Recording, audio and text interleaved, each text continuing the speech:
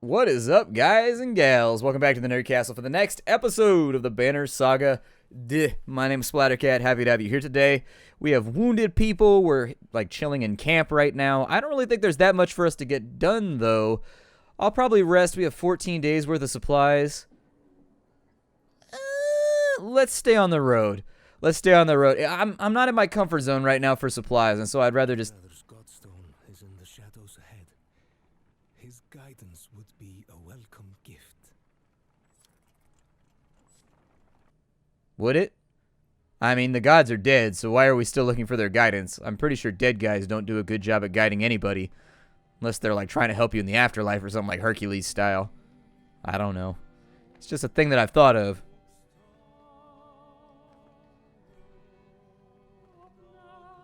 Well, that guy has a dude, like, growing out of his chin. Like, oh, no, that's just the embryo of my brother. It happened. It's a biological thing. Like, ugh. Oh, cut that thing off, man. Gnarly, having South Park flashbacks.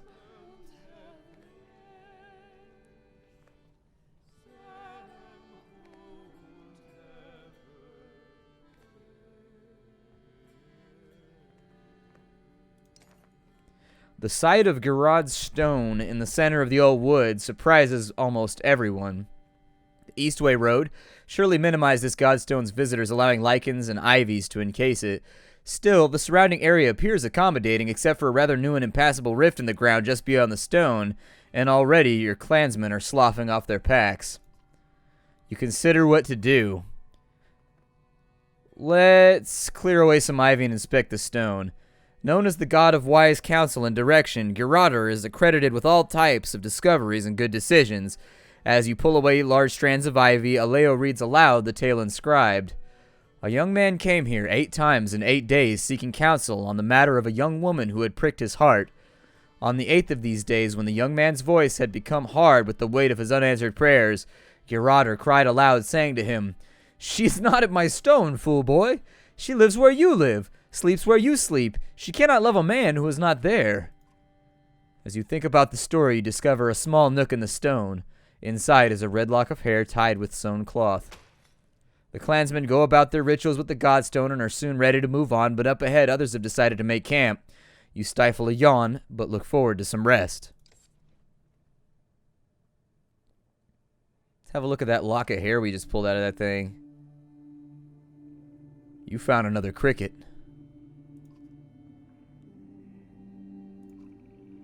How did I know? Because you always brought me crickets as a little girl. I know you're not here, Alette, and I'm dreaming, but I want so badly for it to be real.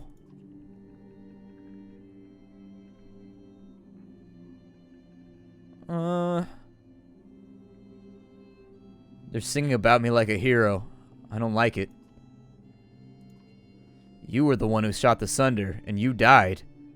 You're the hero, not me. How did I come to have such a brave daughter? Must be from your mother's side. Have you found her?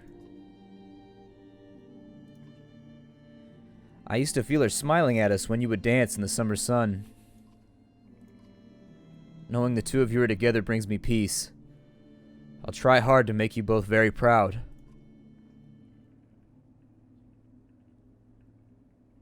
I have to let you go, though, to do what they need of me. The vision of Alette's face changes to one of concern before a deep rumble pulls you from your dream.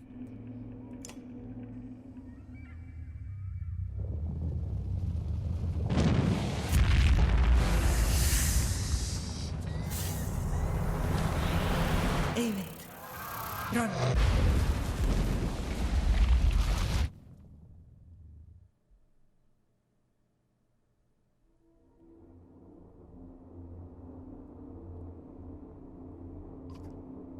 I've been here before, but not like this.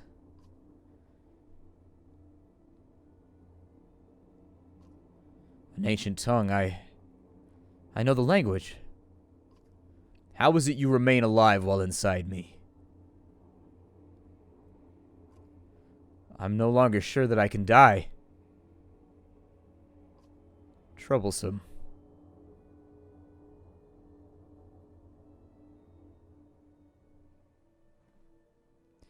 You've been haunting me. Arrogance. I consume what parts of this world I can, but your use of a power that is rightfully mine is no longer tolerable. A memory enters your mind. You've spoken with this serpent once before. And how can I give it back? You stole it. You must know how to unsteal it. But would you willingly return that which you've taken? Doubtful. Would you be able to stop what is coming? You speak of the dark tide. Yes, I would stop it, for I will consume it and everything. Then the outcome is the same. There must be another way. Everything shakes violently. Have I become so pathetic that I cannot even consume you? Perhaps we both want the same thing. Your schemes are insignificant. Would you humor a gnat's requests? Besides, if you truly desire the same as I, release your grip on that which currently sustains you, and allow you to destroy all that lives? To what end?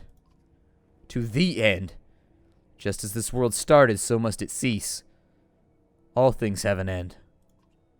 And so must you. The others with me will find a way to stop you.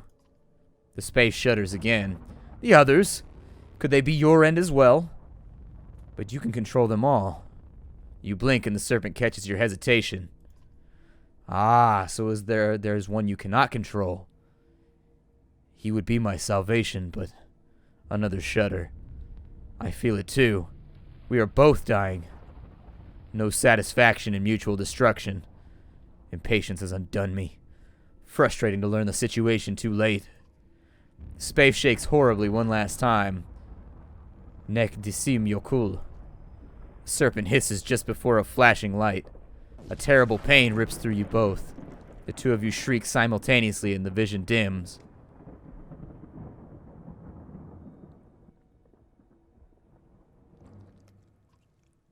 What happened?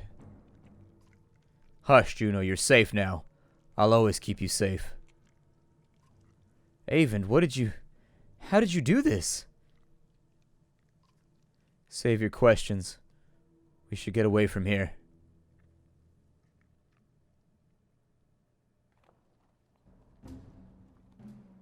Holy shit. Did she just one-shot the serpent? I wonder if Juno is one of the goddesses reborn or something like that, like a new pantheon. And the snake has to stop them from being reborn so that he can consume the world or something.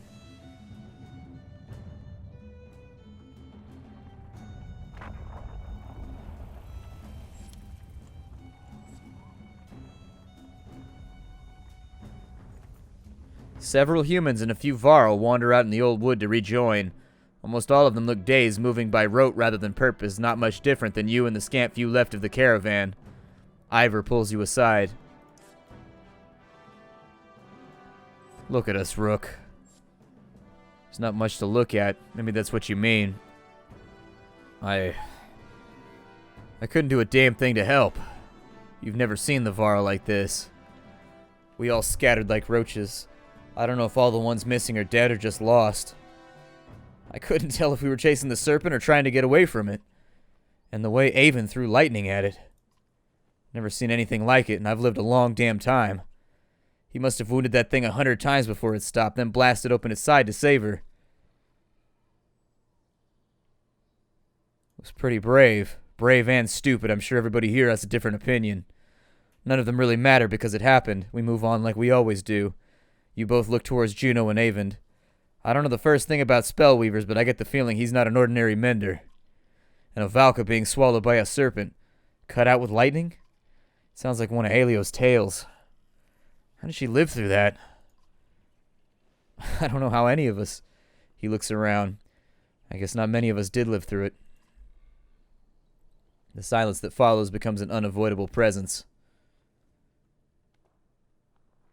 Jesus.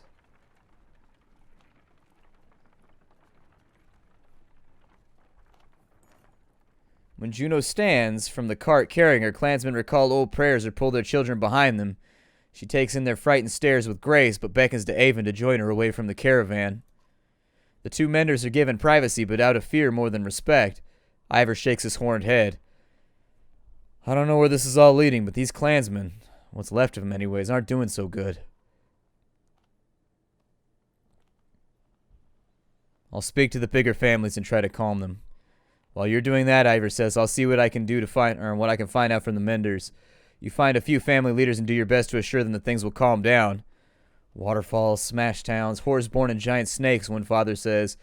You got no clue what's coming. Others shout their agreements, but he calls for them to be quiet. Neither do any of us, and that's the truth, so we stick to your banner. The others lose the fight in their eyes and nod. Good, we needed that badly. We needed that really, really badly. Hopefully in Fiskivik we'll be able to get something cool. There are signs of recent fighting all around Fiskivik. But it might provide a meeting ground for all who scattered when the serpent struck. Days have passed since Avon pulled Juno from the serpent. Though the menders are mostly back to their normal selves, the clansmen continue to keep their distance. I'm not sure I'm still cut out for this. We lost a lot of people. You can't prepare for a giant snake busting up your camp. But those people depend on me. I gave them my oath that we would get to Arborang. Then keep going. From the moment you left Skogir, you knew everyone wouldn't make it, but the rest of you can. Besides, what else can you do? You'll stay alive, and as long as you do, these people are going to follow you. You keep saying you instead of we. You trying to tell me something? The giant Varl sighs. Juno and Avon. They want me to go with them. Wait, what? Join them where? They haven't filled me in on most of the plans, but they said I'm needed and that we're leaving the caravan. I'll need to talk to him about this. And here I thought I didn't have a father. Can I go if I finish my chores? You sigh. No doubt whatever they have planned will be dangerous, but sticking with you hasn't really been the safest route either. But we're almost to Arborang. And then what? The human capital full of Varl and fearing war from the dredge? You do what you have to do, but that's no place for me. Before you can respond, Juno and Avon arrive. Her hollow appearance catches you off guard. Ivor told you of our plans? What he could. What is this all about? We are no longer good for the caravan. Our presence not only scares the clansmen, but puts them in real danger. Beyond that, the serpent's attack has clarified our need to move quickly, something that we cannot do with all of you. But the caravan needs the three of you. I need you to help get these people to Arborang. That's not entirely true. We've been working on something Juno learned about at Gerador's godstone. That's right. Lend me your map. Confused, you hand your map to the Valka. She and Avon hold it at the corners while tracing patterns with spear and staff. The map glows faintly and loose threads from her cloak and his tunic snake through the aged material. The image pulses and it looks alive.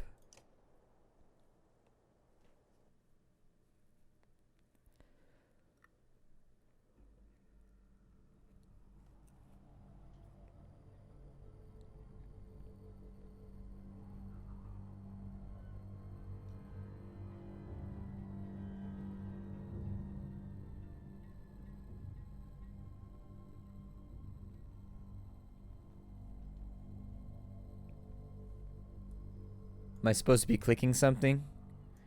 I can never tell. We're almost to Arborang, though. I mean, we're getting there. The gods may be dead, but a few of their secrets remain. I've spoken about a darkness enshrouding the land, and now you bear witness to it on your map. The sky will soon reflect the truth shown here. Even the chasms opening across the land are displayed, but your path to Arborang is clear. Speed will be your ally now. With so few, you should be able to outpace whatever comes your way. I still don't understand why you need Ivor. A one-armed Varl brings good luck. You shake your head but refuse to look at the Varl. Ivor's strength and resolve will be necessary for us in the days ahead. It's the same resolve you use daily, and you will have Hakon and the remaining Varl with you for strength. But I haven't leveled them! But Ivor's my friend. Ivor exhales loudly like he's releasing a breath he's held in for ages. In all my years, I've never had another friend than you. I doubt that will change even if I live another century or two, and it sure won't change with distance. Understand? No words come to mind, so you simply nod. You and the rest of the caravan are needed in Arborang. What will assault you there will require every bit of your wits and strength to survive, and even then you will perish if we don't succeed. How will I know if you succeed? You'll know because you'll still be alive. You must get to the capital, and you must stay alive. No matter what occurs, hold out as long as you can. Hold on until the darkness breaks. Silence follows her words. What can I expect in Arborang? I wish I could promise you nothing but safety, but Arborang will be the refuge for so many. Clans will vie for power the way they always do, even in the face of destruction. Remember, you're the Sunder Slayer. Your reputation will help you a great deal. It doesn't really put me at ease. Just use what you've learned on this journey to keep the others alive. You keep saying that a darkness is coming, but what is it? Juno stares at you. You're concerned about the darkness starts to fade until Avon touches your shoulder. Darkness is a mistake, a part of this world never meant for you or us or anyone alive today, really. Then why is it here? Because Avon, it's enough. Valka looks at you, and for a moment her hard-eyed expression cracks. We're trying to do what we have to. You notice her spear moving ever so slightly before your mind moves to other things. Did she just ensorcel us? She just ensorcelled me. I should get the clan ready to head up the coast and west to Arborang. If you or anyone else, I'd stick around to help, but there's no one alive better suited to take care of these folks. You look at the giant Varl who has been with you through so much. Till we see each other again, then? Depends on where we're going. I might like it better there than being around you. The two of you smile. Oh, and Rook, do everybody a favor. Clean yourselves up. Daps, you're about to see your king. Looking down at your clothes and your hands, you actually laugh and concede the point. Be well, Rook. You as well, Avon. Ivor and Avon find a small fishing skiff. The once clear water of the Fiska Bay is turning green and foul as the Varl hauls the vessel toward the receding tide. I'm sorry for the hardship that has become your life. Though it probably means little to hear from me, you've done great work in making it this far. Continue to push hard for the capital. With luck, my small force will face and defeat the darkness before it reaches you. I hope our efforts will not be in vain. Then I hope luck is with you as well. Take care of Ivor. Valka gives you a small smile before following the other two. You turn to the caravan. Everyone, on your feet. We're pushing to Arborang.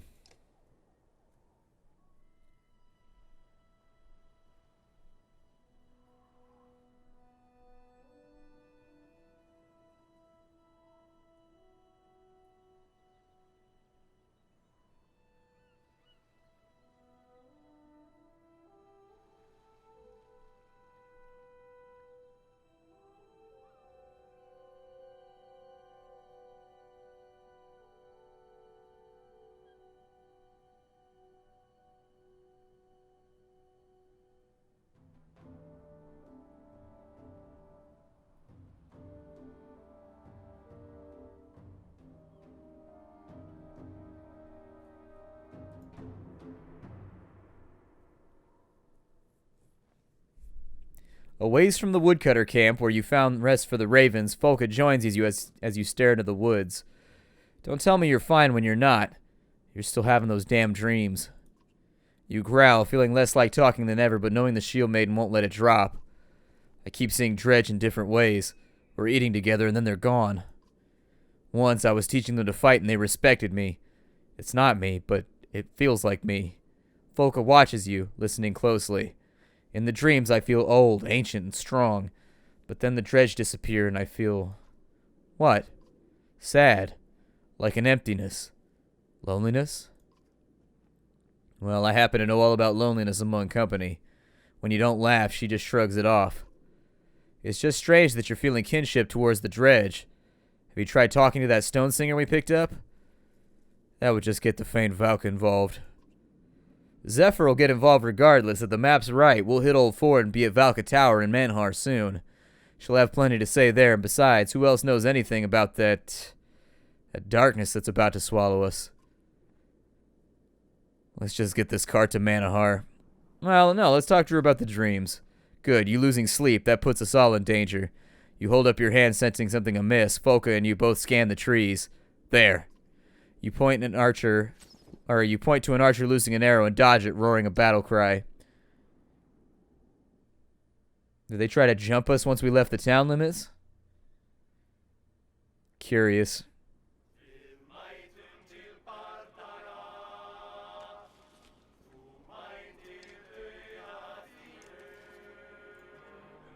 Give us your food and your weapons. You're trying to rob us? They won't live to learn from their mistake.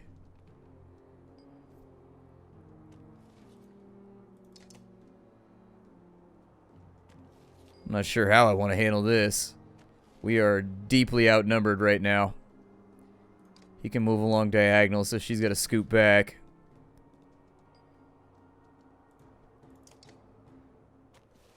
We do get a lot of turns by comparison to them. I'm going to wait for this right flank to move up, though.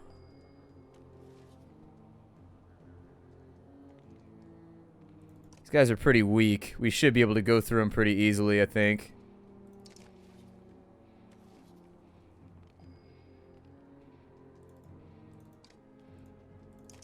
I'm going to have to make very careful use of his Cull the Weak ability, though.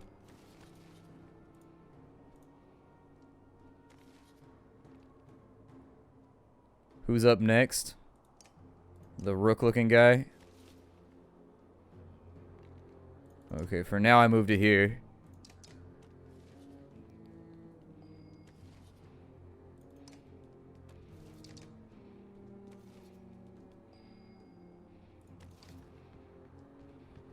And in we go.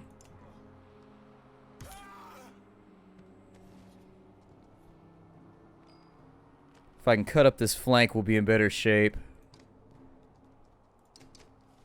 This seems like a pretty golden opportunity for him to get a bunch of renown, though.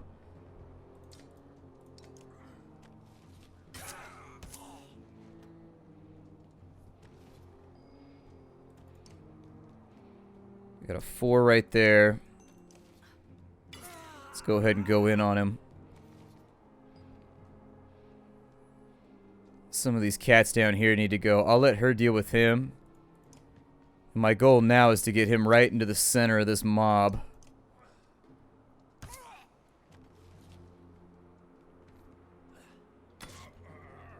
They're welcome to come and attempt whatever they want to attempt, but...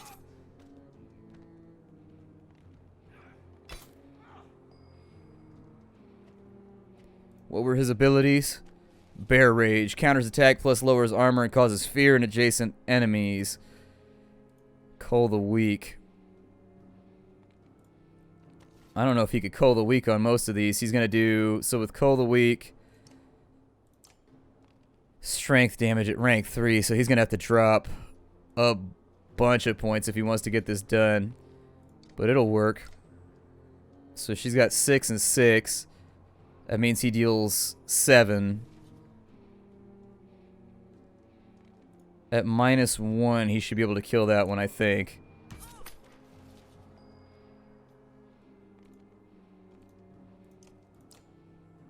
Yeah. These guys are definitely the weak. God, what a wrecking ball. This guy is a goddamn monster. I'll tell you that much. He is something.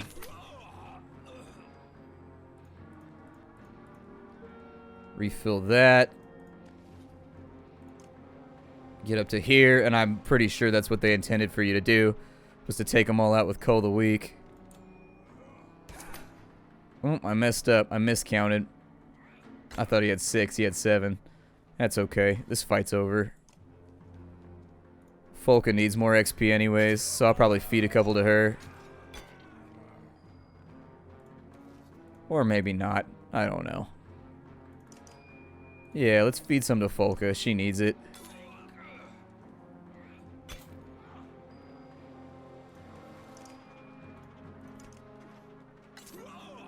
And there's her promotion. Free renown farming. Why not? Let's see what we got out of that one. That's got to be a pretty powerful combat for us.